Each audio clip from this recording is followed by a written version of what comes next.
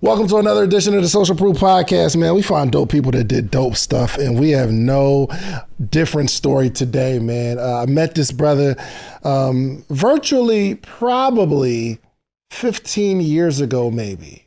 It was probably, and you'll tell me the year, but I saw it, and him and his brother were doing a remake of Otis, the Kanye Jay-Z song. Bruh, that was my first exposure. Oh man. And you don't know it. I'm not even joking. I had to have watched that video 20 times. Oh man, thank you.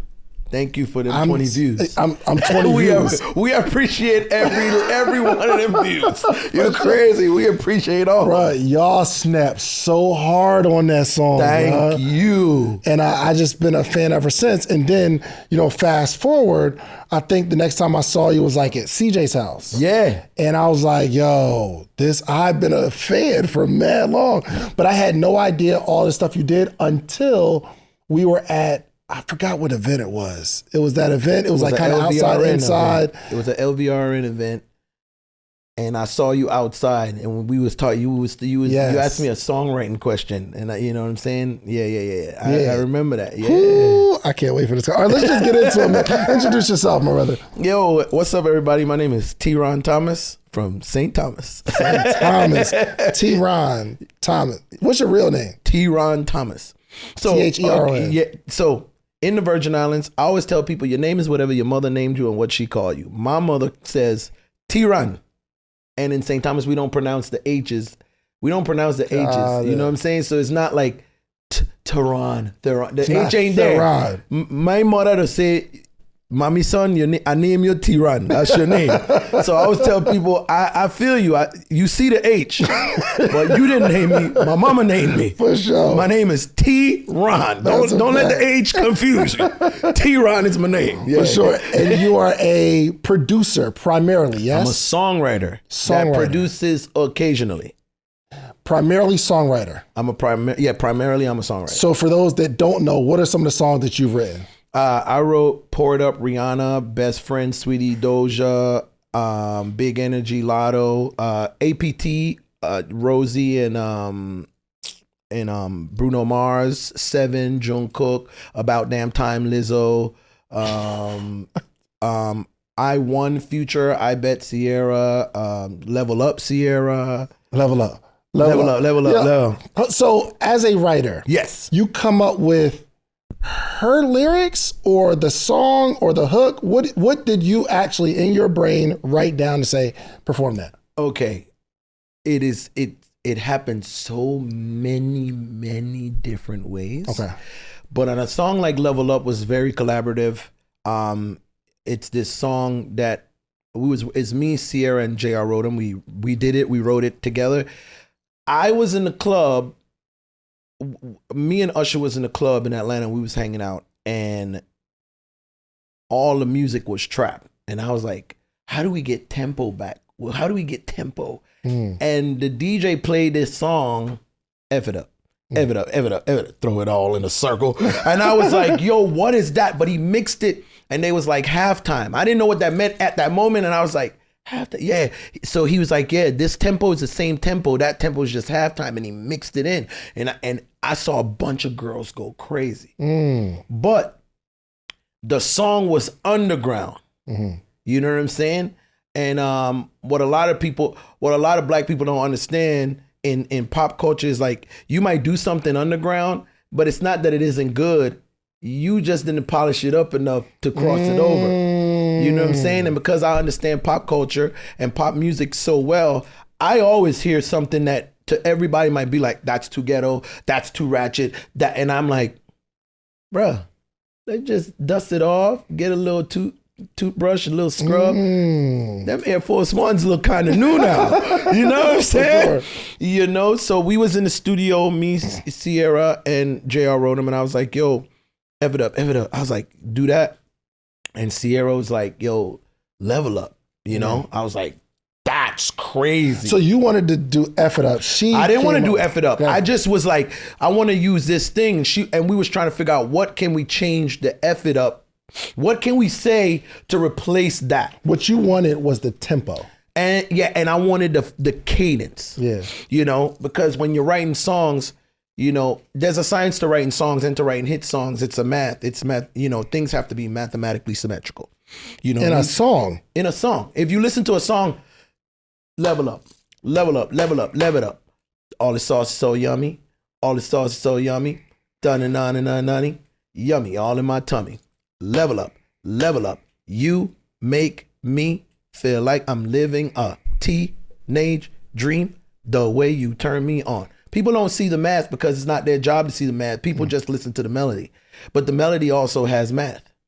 So if you know the math, then you know a formula. I always tell people in the formula, if you give me lemons, water, and sugar, I'm gonna make lemonade every time. Sometimes though, my lemonade is too sour. Yeah. Sometimes it's too sweet. Yeah. Sometimes it's too much water. But guess what it is every single time I make it? Yes. So the people that understand the formula and understand the math, they have a stronger ratio of making hit songs. A lot of people don't study the math or study the formula because a lot of people, they're just magical. A lot of people is just like, boom, that is your God-given talent. They just feel it. And they just feel it. You know what I'm saying? But the thing about feeling it with a bit of science is that you'll feel it a lot more than everybody else.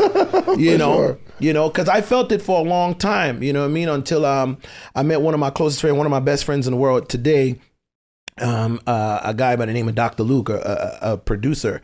And when I met him, bro, I had wrote Pour It Up for Rihanna, We Can't Stop for Miley Cyrus. I had a plethora of hits. And for like a month or two working with this man, he was telling me how not good of a songwriter I was. And I was wow. What? And he told me that. He's like, if you get lemons, he said, see, you're magical. You don't understand the science. What you're doing, you're just throwing stuff in the air, and that feels good to you. Taste it a little bit. Yeah, it's cool. Yeah, and you go with it. Yeah. But what if you was throwing stuff in the air and you knew exactly what you was throwing and where you was throwing it? Imagine how much better you would be. And I was like, made sense to me. And I think one of my greatest gifts isn't my talent or isn't my ability to write songs. It's my ability to be coached. No matter how successful I am. You know what I'm saying? I won Songwriter of the Year. I'm one of the biggest songwriters in the world. Songwriters don't get paid up front in the music business. People don't realize this. We get paid on the back end. Yeah. I don't want to say I get paid up front. I can't, you know, but no. And, you get paid up front these days. Yeah, I get paid up front these days. And because I was willing to be coached. You know, I wasn't like a lot of people. I see songwriters come and go all the time. And the reason why I stress that I'm a songwriter, because songwriters don't get paid and my fight is for my peers and others to get paid. What songwriters do to get paid is songwriters will be like, you produced the song, I wrote the song, and I'm like, yo, let's say we produced it together so they could pay me a fee too. So you will see sometimes a songwriter will say produced by David and Theron. Yeah. But I didn't make the beat or I didn't produce it. I'm just like, maybe I'm bigger than you at the time. And I'm like, give me a production credit. So, and I fought to not do that because I'm like, I don't want you to pay me for producing. Yeah. I ain't never seen nobody sing an instrumental. Yo, sing somebody right now on set, sing me their favorite beat. Oh, exactly. Yeah. You know what you're going to sing me? Your favorite song. Yep. You're going to sing the lyrics, you're going to sing the melody. I don't think that I'm any more important than a producer, by the way. Yeah.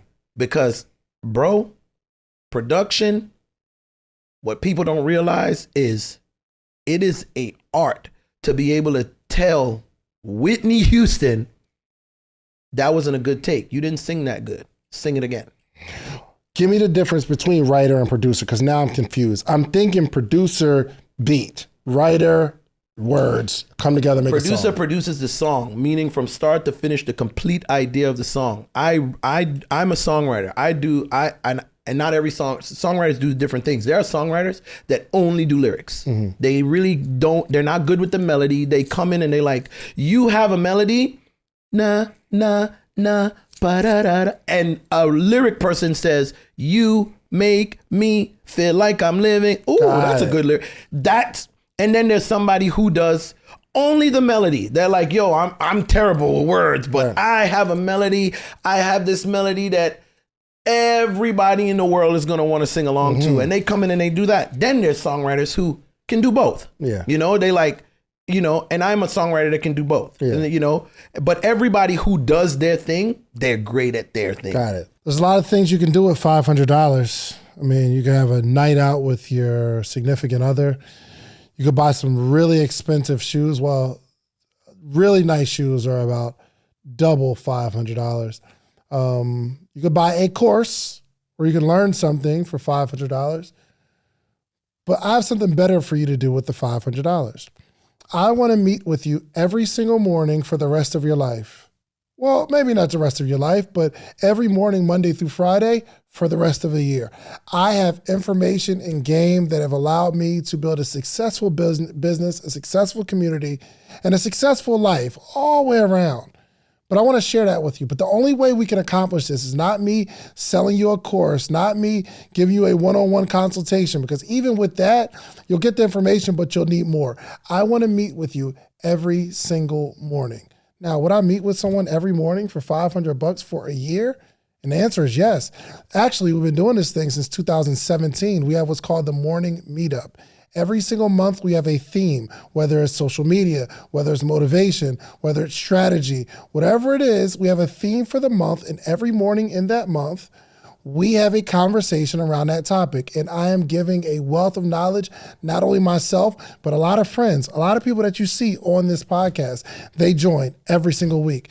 So you need a community of people that you can grow with, and you need a coach. I'm your coach. The Morning Meetup is your community. Go to themorningmeetup.com. It's $499, and I will meet you every single morning for an entire year.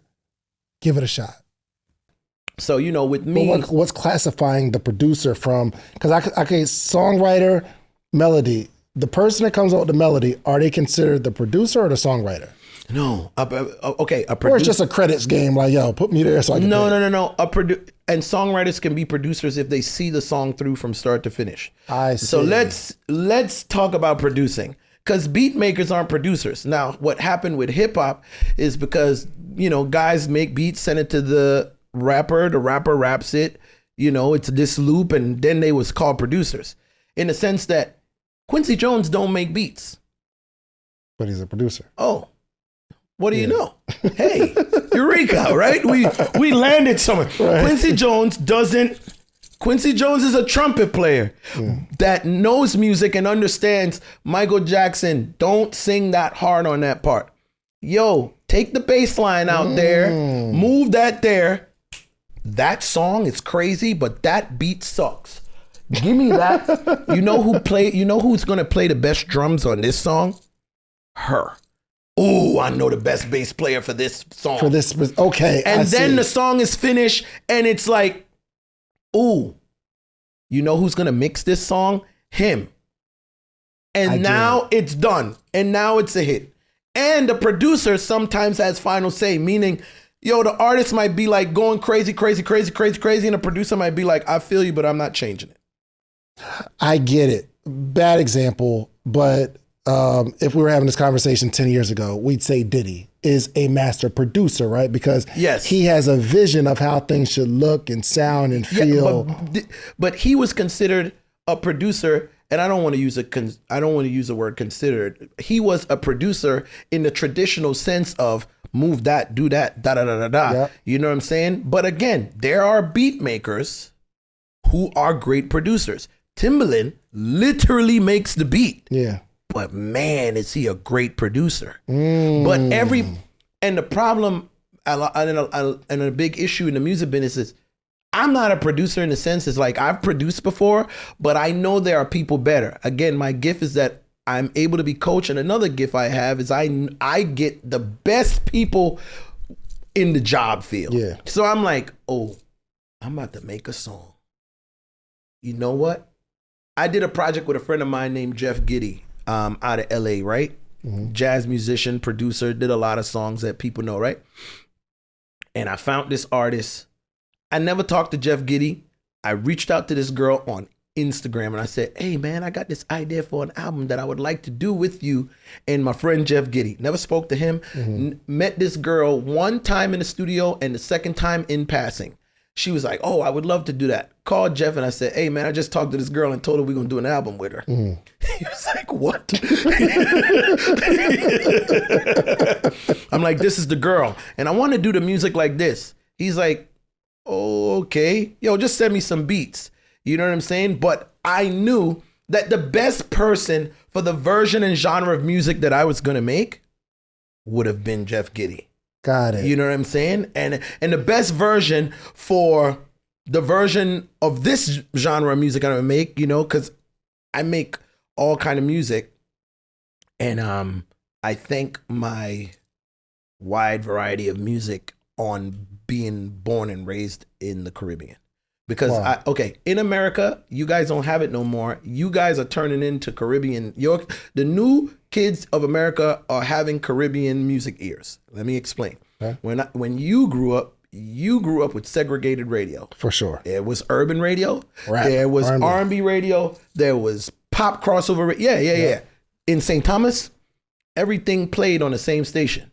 You grew up with songs that was big to you in America that wasn't big to me. It didn't cross the water, my boy. So I come in the studio and somebody be like, yo, this song is a hit. Not to nobody in St. Thomas. I ain't never heard that song in my life. Right. It didn't cross the water. And so with that being said, I grew up hearing the best of all music from outside of my island and being like, yo, that's dope. Whether it was rock, hip hop, R&B, whatever it was. So they're finding a good song and playing it on the radio. Yes. No matter who. They're like, this is the big, when you hear this is the biggest song in the world, yes. And then sometimes there's a song that's really, really big in your city. Right. Or hey, sometimes there's a song that's really, really big in the United States of America. Yeah. But it ain't crossed the water. And so me as a kid growing up, listening to country, listening to rock, listening to R&B, I came not really knowing how to differentiate the difference with the styles of music unless the beat came on. Right. So I remember I was working with Gwen Stefani one time, and we're in the studio. It's me, Gwen, it's Mike Will. We're in the studio and we're working, and I wrote this song, and she was like, "Oh my God, I love those R&B melodies." And I was like, "That's what those are." Oh man, I didn't know. I didn't know. I just was like, "It's a dope melody." It just sounded dope to me, you know. And so I've been blessed to have hit records in all these different genres with all these different artists because, you know, like all my life, Young Durk, Lil Durk, and J. Cole. I mean, from that song to Put It On You by Plies, or When I Grow Up for the Pussycat Dolls, or If This Is in Love for Jennifer Hudson, Locked Away by me and my brother. Like, these are like blessed by Shensia. Like, I can go in any room or any genre and be like, okay, I don't necessarily know everything about the culture. Yeah. But I kind of heard enough songs in my life to know this is my interpretation, and I do understand the math and the science, and I understand what hits are on a worldwide level. You know what I mean? Explain to me your thoughts walking into a studio. Like, what are some of the, because I'm thinking about the songwriters, the producers, people that are in music right now, which, by the way, we're going to get into it later, but I don't see how people make money in music. It seems like there's you got a Kendrick and a Drake and like a you, but everybody else, when they say, yeah, I'm about to drop my album, I'll be like, probably not gonna do well. You know what I mean? Like, it's just because there's so much music. The sad part is about 250 to 300,000 songs is dropped every day. It's only a top 200. It's only top 10, and only one person can be number one. So you're competing with that every day, and that's how many songs dropped every day? 250,000, 300,000. That's on the Apple. That's on Spotify alone. That's released. On Spotify alone. That's on Spotify alone. New music. That's on Spotify alone. Golly. That's not Apple. That's not you. That's not YouTube. That's not whatever, you know, that's not whatever else they have. Yeah. Tidal. It wasn't like that before, right? It wasn't like that before, but that's the thing. The machine, everybody was like, they hated the machine, they hated the machine, they hated the machine. When I came up in the music business, what people don't realize, you would walk in to an A&R's office and they would have a box or pail of CDs. And what their job was to do was to go through all those CDs and find the best of the best and then package it and sell it to you. Mm-hmm. But then artists and the fans and everybody was like, yo, you trying to control my music, bro. And it's like, okay, y'all control it. Mm-hmm. And now it's utter chaos. Because everybody can do it. Yo, let me tell you how real it is. We could do an experiment. You can come to my studio tomorrow, record 5 songs, and we can release it the next day. Tomorrow, let's record 5 songs, and we can release them the next day. Right. And by the way, bad, good, or whatever, they're on the same app and same streaming services as the biggest artists in the world. You are, my friend, are now competing with Beyonce for the same slots. Because you're going to listen to me or Beyonce in this 5 minutes that you're listening to music. And now with all the things, you got streaming, you got Twitch, you got all these things, and now people have so many distractions. Back then, you would go to the store, you would spend $17.99, $18.99. You bought a CD, you spent money, you got a physical product, and you went back home, you pulled off the plastic, and you was like, I have to listen to it. Now you're like, I'm gonna get to it when I get to it, and now music is background music. That's why what people don't realize when you're making music, you're selling more than you ever sold before, and people don't realize that. Everybody in the music business, I always say, you know what y'all don't realize? Y'all don't realize y'all at work. What do you mean? People in the music business, oh man, we could smoke weed, we could drink liquor, there's girls in the studio. It's just like, yo, we get around to it, we'll do whatever. Hey, I made a song today, I like it, it's cool. Ha ha, you forgot this was your job. I feel you. You don't realize that this is how you pay your bills, this is how you're gonna put your kid through college, this is how you're gonna take care of your mama, this is how you're gonna get your mama out the hood. See, sports players do. They get up at 4 or 5 a.m. and they go and they work out and they shoot and they do this. Yeah. See, nah, most writers, producers, they don't realize that. They're like, hey man, dim the lights, I need the vibe. Hey bro, I need some weed, I need the vibe. And I'm like, bro, you at work. You need to keep your job. Right. Come on, T-Rock. Because all you gonna do is have a half a hit, somewhat of a hit, 5-10 years later. Guess what you gonna be telling me? Oh man, you know, music ain't for me, bro. I'm doing real estate, I'm doing this, I'm doing that. Bro, I don't mean no disrespect, but when I hear people tell me that, that's just a sign of we didn't make it. Or blame it on gatekeeping. Or oh yeah, oh man, somebody didn't do that. You forgot you was at work. You want to know what my thing is? I'm the Chick-fil-A of the music business. I know I'm in the service business. I know when I walk in the room that when I see Beyonce, it ain't about Theron. Tell you a true story. I love my manager, Ray. He's amazing. I was in the car driving and I called him. I said, bro, these niggas don't respect me. I'm dope. They don't be respect me. They don't be calling me that. I'm going crazy. And he let me rant for 20 minutes. He didn't talk. He said, are you finished? I said, yeah. What's up? Turn on the radio. What? Turn on the radio. Turn on the radio. What song is playing? I with Gucci, I with Pele at the same. I never forget. He said, is it a hit? Yep. Did you write it? I said, nah. He said, well, shut the fuck up. The music business don't need you. You need it.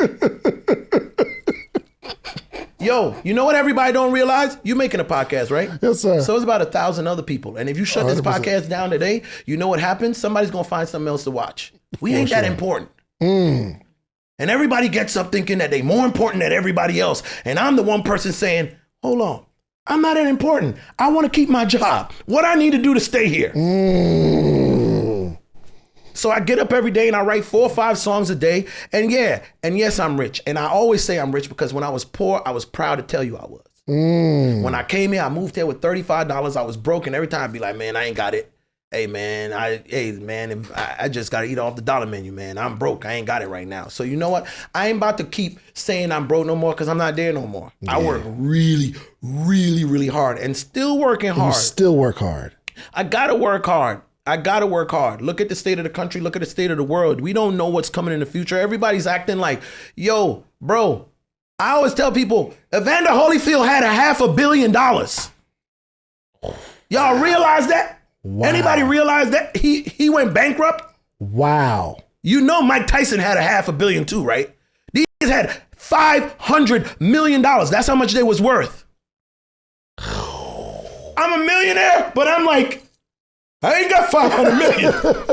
How are y'all out here? Bro, how are y'all out here stunting and moving like y'all moving? Bruh, and the funny part, when you start to understand money, you start to understand wealth, you get around rich people, and I know rich people that ain't rich, they cash poor. Whole bunch of, you know what I'm saying? A whole bunch of is living off credit and all this and da-da-da. I'm like, yo, you know, and I got a family. So, you know, my success had always came from being fair-based, bro. I've always been afraid, and I think it's a superpower. Yeah. You know what I'm saying? Because everybody walking around like they're gonna live forever. The hardest thing I ever went through, my dad passed, right? When my dad passed, he was the greatest man. He taught me everything, like a great dad, loved him to death. When my dad died, I got a starter's jacket. That's what he left. That, and not that he gave it to me. It was in his closet, and I took it, and I was like, I'm dead serious. You know, it wasn't like, oh, insurance got left back, da da da da. No, he was gone. Left with nothing. Nothing. And I gotta take care of my mom. He was the greatest father ever, by the way. He didn't have nothing, but he taught me so much. And I'm like, yo, and my brother, he taught us so much. Everything that I am is because of that man. So I don't want nobody to misconstrue or try to paint it like, nah, I'm just telling you the truth. I have a blue and yellow starter's jacket that I wear every winter. And I'd be like, when, people crack jokes on you, and I'd be like, hey, we crack joke on everything, but you see that starter jacket? You're going to leave that starter jacket alone. That starter jacket, the flyest thing I got in my closet, because my daddy had it. You understand what I'm saying? And so with me, I'm like, I just don't want to be that. I don't want to be like, yo, bro, we was popping one time. We used to fly first class, and we used to do that. And I'm like, yeah, bro, I can afford the Rolls Royce, and I can afford the private jet, but that money runs out fast. For sure. Speaking of finances, and this is really, really good. I love it. So I want to know, so I would assume, and I don't even know what this means, that you own your masters. I don't even know what that means. Because I used to rap. Actually, DJ Infamous was my DJ. Shouts out to Infamous. A legend. A legend. A legend. Yeah, I never really got into the finances, and this is a perfect opportunity. I'm so glad we're having a conversation. So me and my friend, shouts out to Daskia, T-Dot, out in LA. I've been doing music his whole life. He's just incredible. He said, yo, let's do an album. And I'm like, all right, cool, let's do it. But it's like inspirational, motivational music with the themes and stuff that I talk about, and I'll just be talking on the track and stuff like that. Of course, yeah, spoken word type vibe. So no, it's really just dope songs, and I might be on the hook saying something or the intro. Oh, okay, but it's just fire songs. Okay, understood. Yeah, into financial literacy, just dope stuff, right? Yeah. So I don't know where the money goes and how it splits and all that kind of stuff. So educate me, please. Okay, what I need to understand about this. So now, because of streaming and how it's broken down, you know what I mean? And I'm not going to break down the math all the way down to the pennies, but how it's broken down, people do make more money from the masters based on streaming and how it pays out. Okay. You know what I'm saying? Back then, and still to this day, songwriters make more of their money on radio. So, when songs play on the radio does a bigger payout. So if you have somebody with the #1 urban song or the #1 rhythmic or the #1 pop song, they're making more, they might make more money. I tell everybody, okay, level up. Sierra didn't go to radio. It was the first independent thing. And this is no shot to my sister, because we're good. I love her to death. She was a new independent label, put out a song. We have 200 million streams. That good or bad? How much money do you think I make? 200 million streams. She had 200 million streams. That's good. The song did well. Yeah. You know the song. The song did well. Yeah. What do you think I made? You, the person. You, the writer. Yeah. Come on. I mean, 200 million sounds like a lot. I mean, just what you think. If you don't know nothing about $100,000 maybe? Man, $1,500. $1,500. Exactly. Level up? Right, yeah, dances and all that? That's how, and that's why mastering, and that's why owning your masters matters. You didn't own your masters. I didn't own Sierra's masters.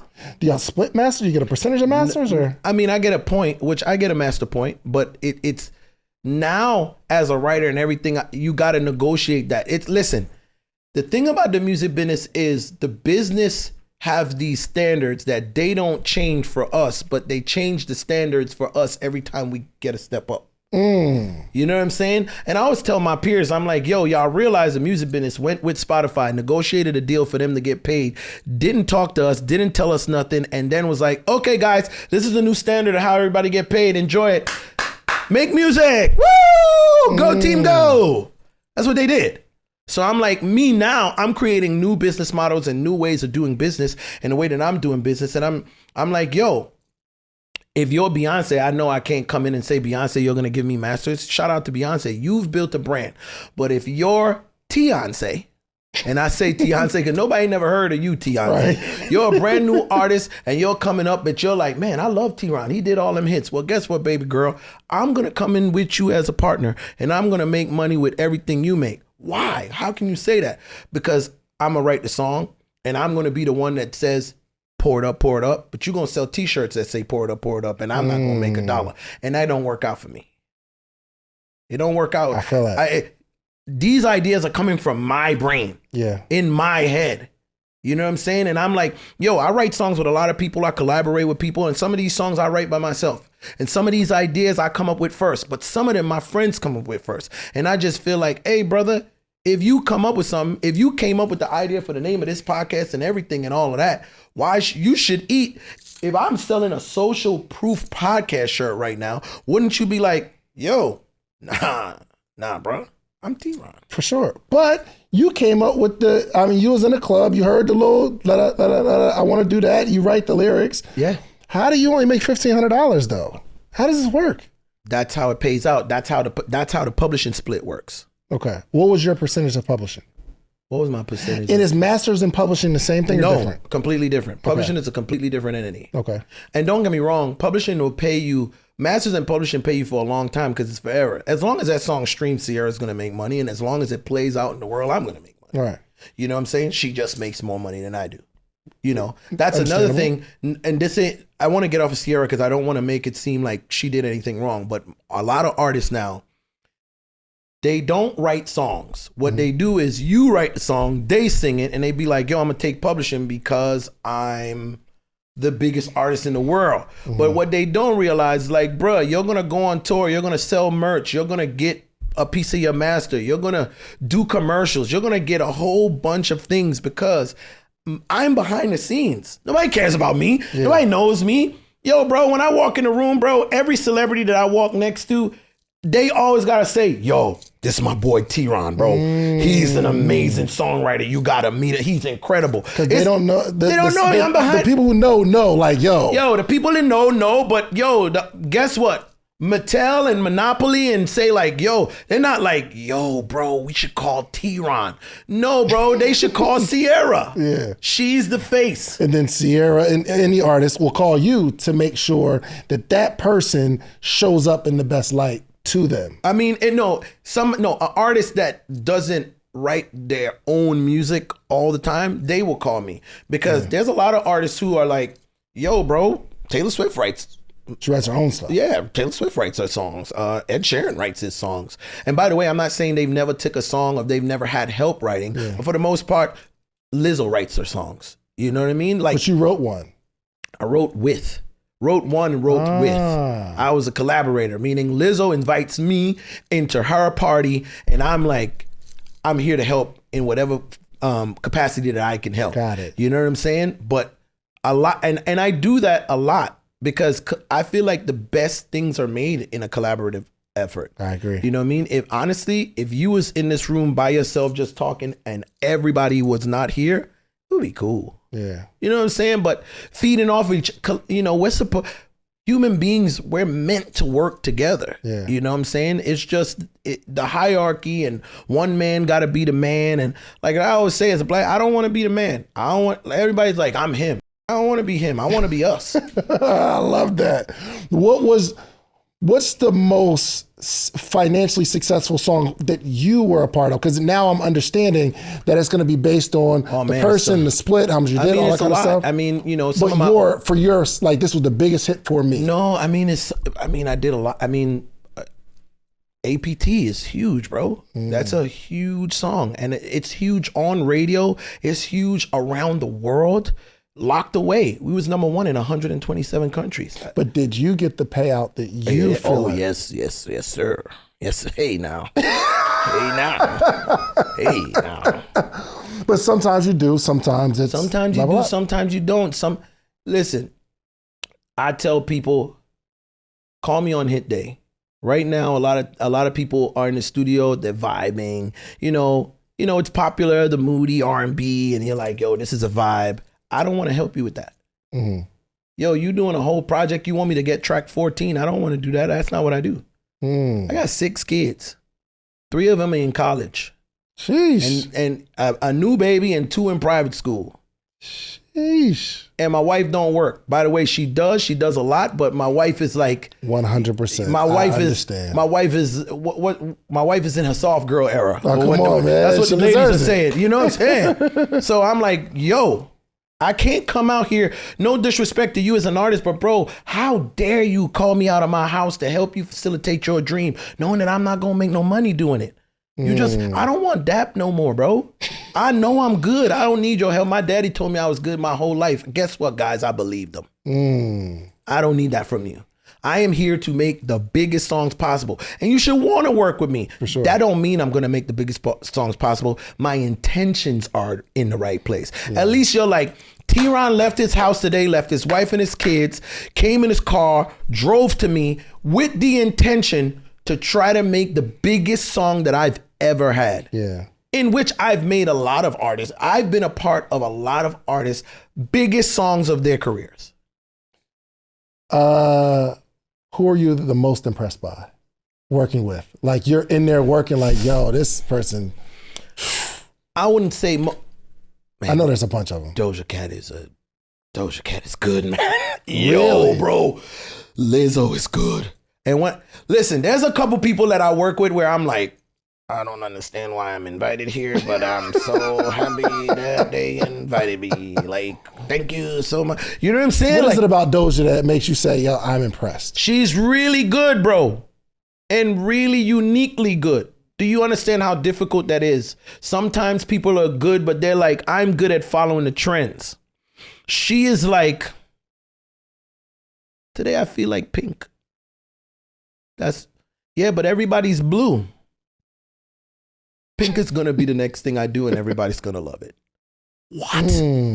That confidence and you know what I'm saying? Yo, was that the person, we was outside the event and I asked you, I said, yo, I might have asked you a similar question, like who are you most impressed by? You started telling me about somebody who, I think you said they recorded a song in their bed and they mixed it and they wrote it. And Doja Cat, bro. That was Doja. Okay. Bro, she's so fire, bro. Bro, I remember when she started and Luke would play me a song and be like, yo, yeah, she recorded this in her bedroom. Those are bedroom vocals? What?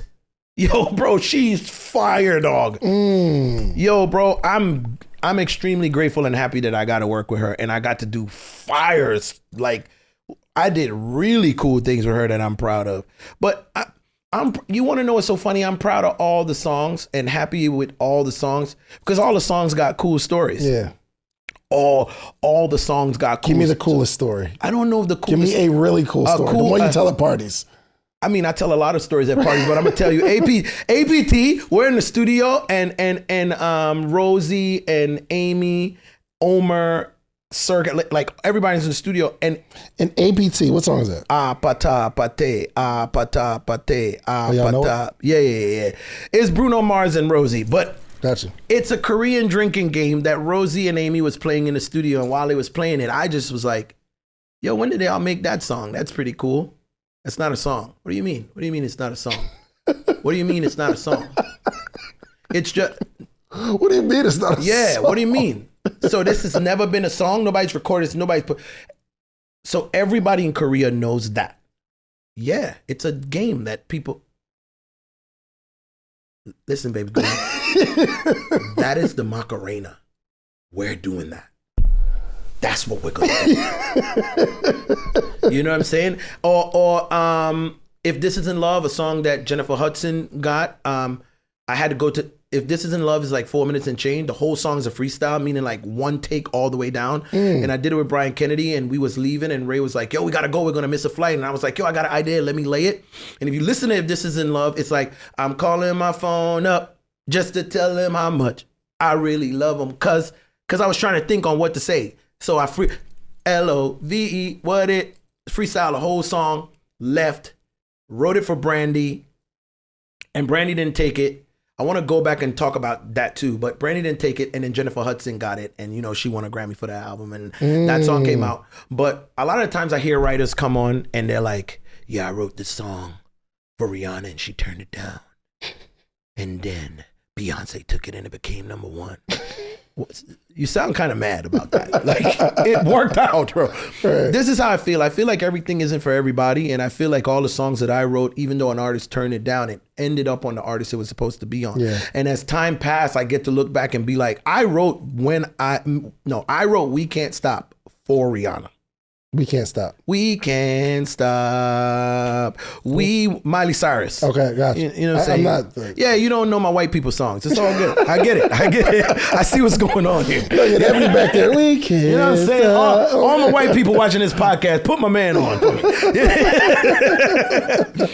But I wrote it for Rihanna, and Rihanna passed on it, and I love Rihanna. Like, man, I love Rihanna, bro. Like, she one of my favorite people. I'm not talking about music, just favorite human beings, because she from the Caribbean and we from the Caribbean. Mm-hmm. And every time we see each other, it's like our conversation is like, you know, we shouldn't be here, right?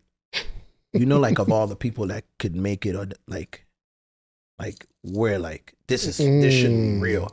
And we always look at each other like, whoa, I can't believe that we made it this far and we're doing this, you know. And she's really Caribbean, meaning she got the accent to prove it. I have the accent to prove it. I always tell people, I talking to you, the other voice is not my real voice. This is my actual voice. Okay, gotcha. You know what I'm saying? So it's just one of those things, you know, that I love that about her, that she always remains humble, and, you know, she's a Pisces too, so I think it's fire. What was the story? You're about to say a story that you were going to say about Brandy.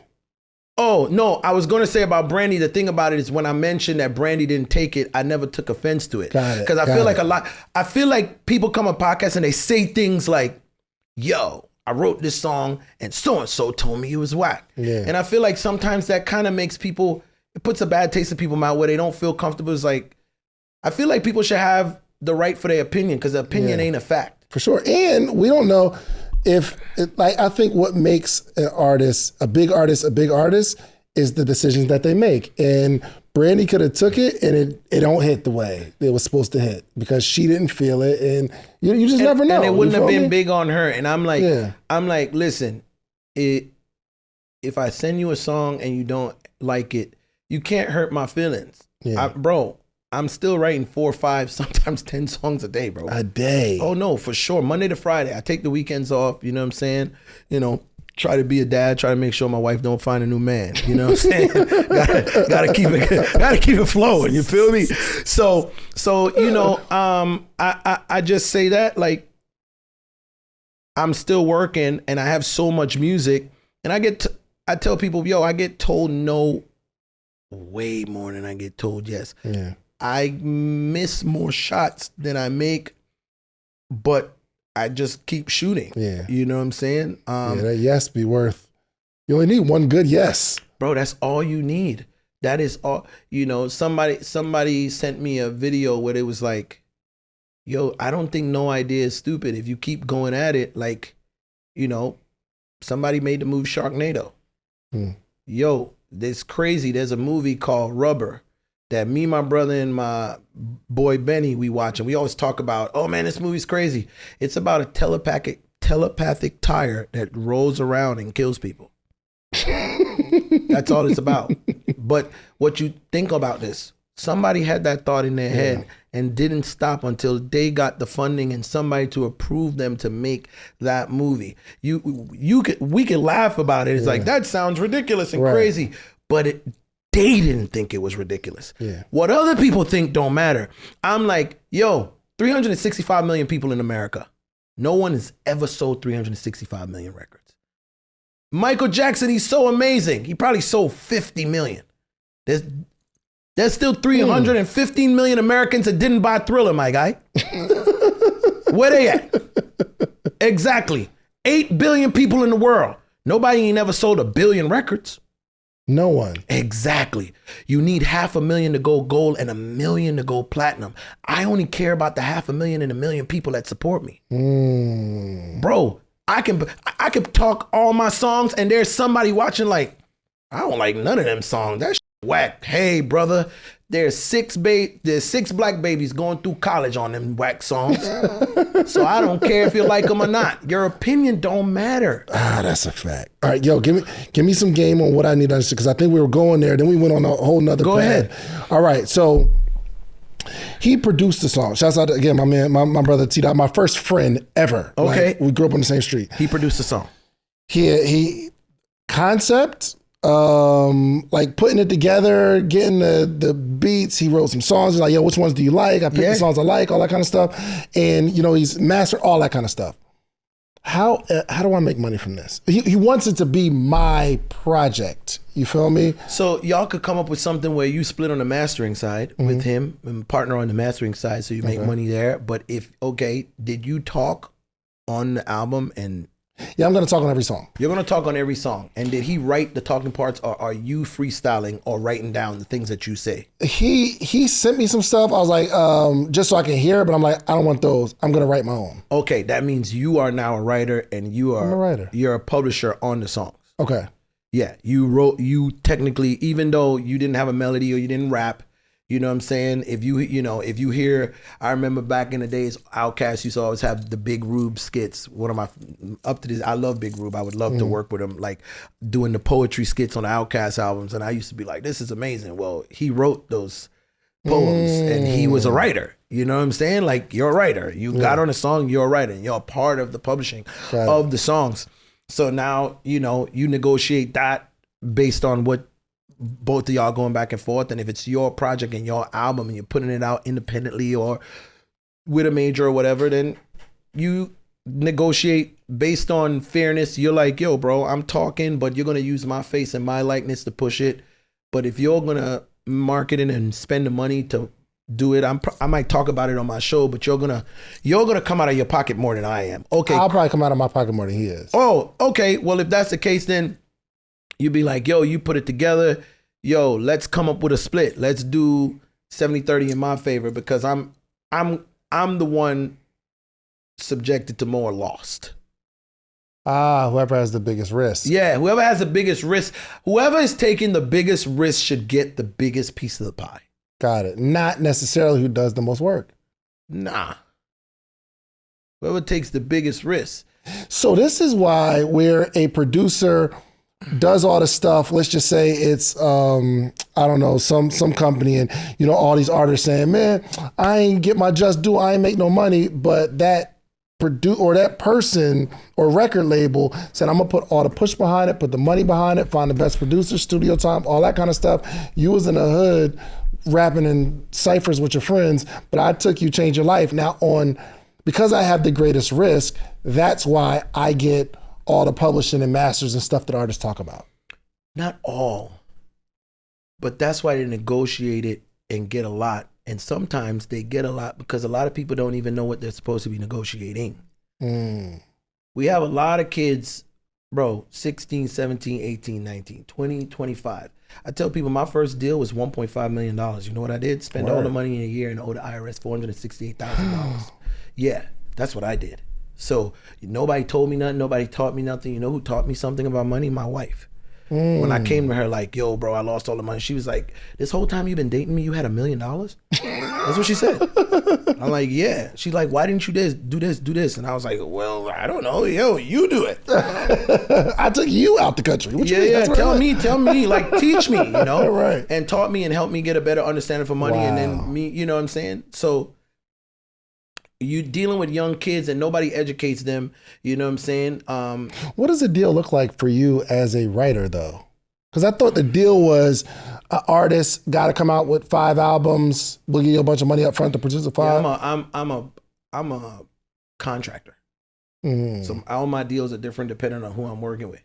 So they give you 1.5 to say, help me write X amount of songs? A publisher gives me 1.5 to participate in the publishing of my work and future works. Oh, that was an old deal. I currently I'm not in that deal anymore. I'm on my 4th publishing situation at this point. You know what I'm saying? But my first publishing deal, I was in it for 10 years, and not by choice. It was terrible. Really? What was terrible about it? I mean, oh my God, why did I do this? My bad. No, you good. My daughter is calling me. I gotta call her back. You want to answer it? She might be. No. But my daughter, by the way, she's gonna call me every day, all day. What you doing? She has my location. Where you at? I'm like, yo, I'm on a podcast. Oh, your location says you're here. Well, if you know where my location at, why you like? How old is she? Oh, 21. Oh, word. Oh, no. She believes I belong. I'm not her dad. She's my mom.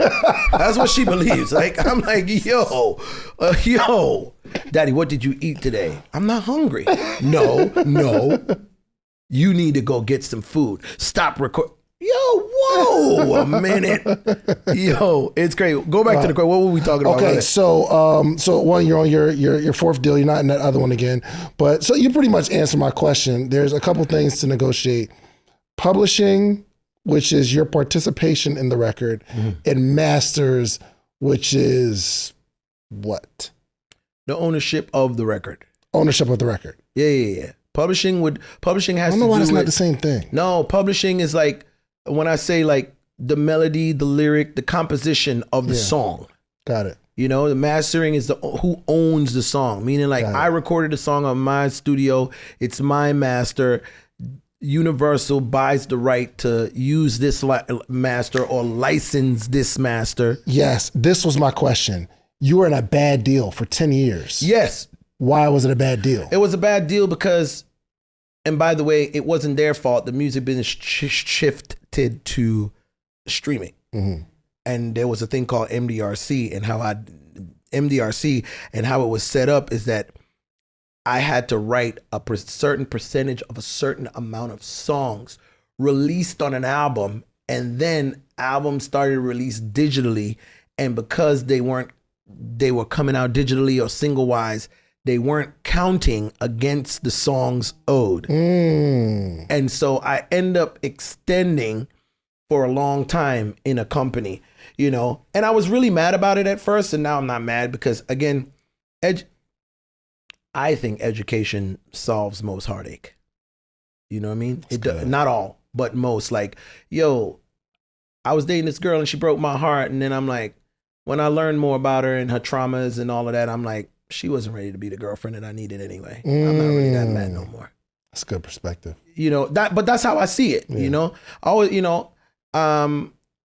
it can be tough on me sometimes, but I look at life where I blame me for most things. Even when you do, I'm like, why did I put myself in this situation to allow him to be that close to be able to do that? And what can I do to protect myself from that thing again?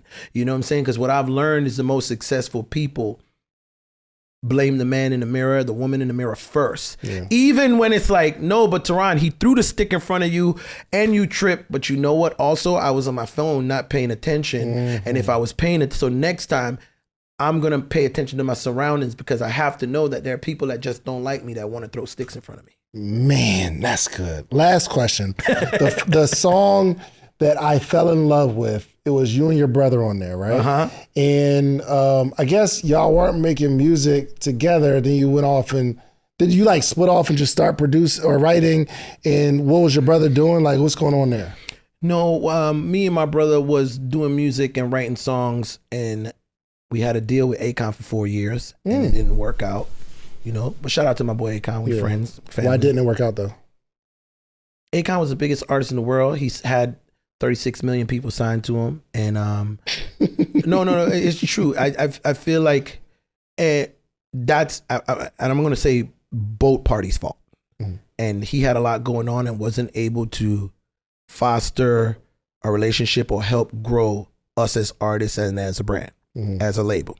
Yeah. And me and my brother at that time was extremely difficult to work with because we wanted to do what we want and we didn't want nobody to tell us. Even someone who was more successful than us was like, yo, bro, I'm telling y'all, bro, if you do this, it'll work. And we're like, you don't know what you're talking about. I'm way more successful than you. You should listen to me.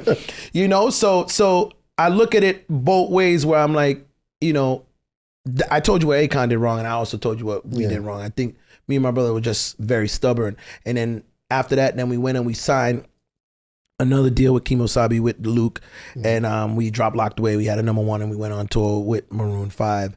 And then something else happened, you know what I'm saying? And then we was like, Oh my God. And I just got to a point. I got to a point where I was something else happened with that deal. Yeah, something.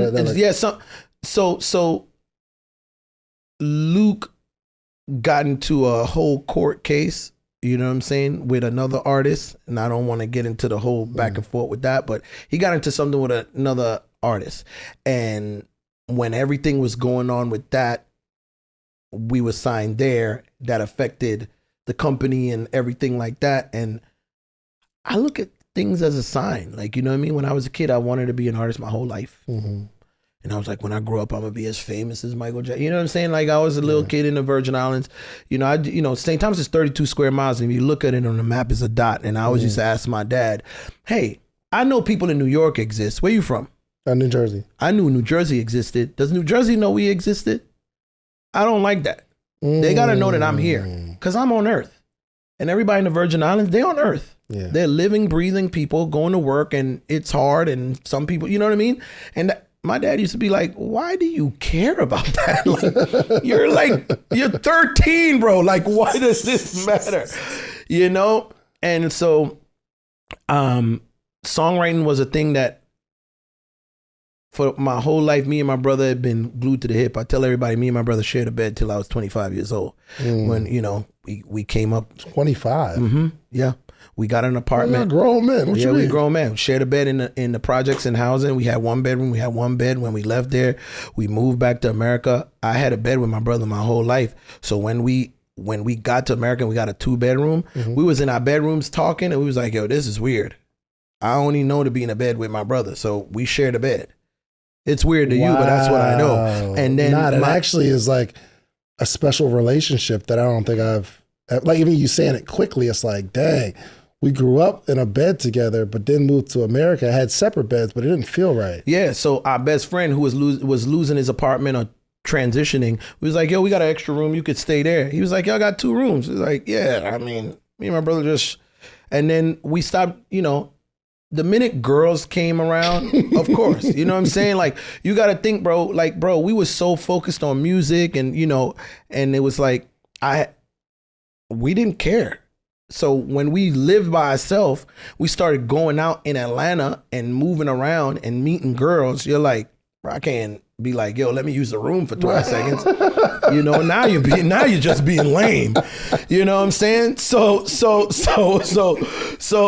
you know, let me use the room right quick. You know what I mean? So we start using our own room. As success came, grew, you know what I'm saying, got girls, got wives, you know, and then I think, like, me and my brother had done everything our whole life, and it was just that time in life where I felt, I don't know, you know, you have to ask my brother, because we ain't had this conversation, but I felt like, yo, bro, I just want to do something for myself.